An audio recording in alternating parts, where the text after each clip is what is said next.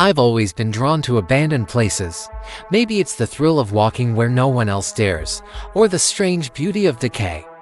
The way time leaves its fingerprints on peeling paint and broken glass. But in late October of last year, I took it too far. I decided to spend a night inside the Holloway Sanatorium in London. The building has stood empty since the 1980s. Once a psychiatric hospital, it had a grim reputation even during its years of operation. Patients claimed to hear voices at night. Some nurses refused to work certain wings alone. And in the years after it closed, locals whispered about strange lights and figures moving in the darkness. I thought it was just urban legend.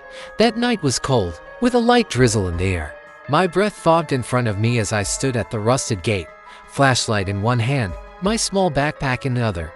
The main entrance was chained shut, but a side fence had collapsed just enough for me to slip through. Inside the grounds, the silence was overwhelming. No traffic noise, no people, just the sound of my own footsteps crunching over damp leaves. The massive Victorian-style building loomed ahead of me, its tall windows black and lifeless, the roof partially caved in. I found a side door hanging off its hinges. It was so dark inside I could barely see beyond the narrow beam of my flashlight. Dust floated in the air like snow.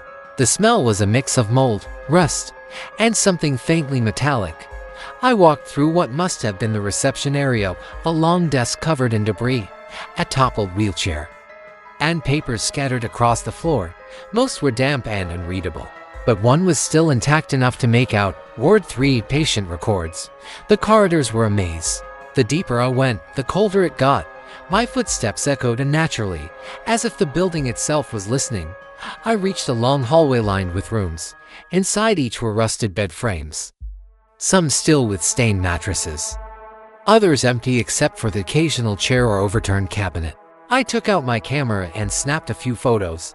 That's when I first heard it, a faint whisper. It came from further down the hall, so soft I almost thought I imagined it. I froze, listening. It stopped. My heart was beating faster than I wanted to admit. Probably just the wind, I told myself. Still, I kept moving. By midnight, I'd reached the old surgery wing. The double doors creaked loudly as I pushed them open.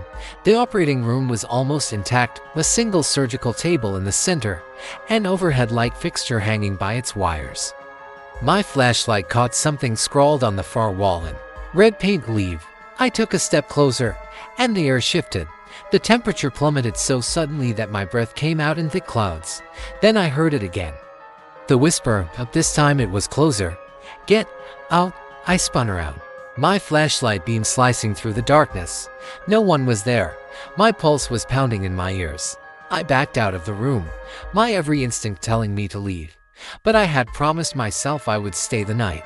I wasn't going to run because of a noise. I found an old patient room with a surprisingly intact bed frame. I unrolled my sleeping bag on it and tried to settle in. The rain outside had picked up, tapping against the cracked windows. Somewhere far off in the building, I heard a door slam. At 2:14 a.m. I woke to the sound of footsteps. They were slow, deliberate, coming down the hallway toward my room. I held my breath, straining to hear. The steps stopped just outside my door. I whispered, "Hello." No answer. The doorknob rattled. I sat up, my flashlight in hand, ready to shine it toward whoever was there. But when I flicked it on, the hallway was empty, completely empty. That's when I saw it, a pale face peering at me from the darkness at the end of the hall. Not moving, just watching. I blinked, and it was gone. I grabbed my bag, my survival instinct finally overriding my curiosity. I needed to get out. I made my way through the twisting corridors, my flashlight shaking in my hand. Every shadow seemed to move. Every creak of the old building sounded like a footstep. When I reached the main entrance, the chain on the doors was gone. I didn't question it. I pushed through and stumbled out into the freezing rain, not stopping until I was back at the gate. Only when I reached the street did I dare to look back.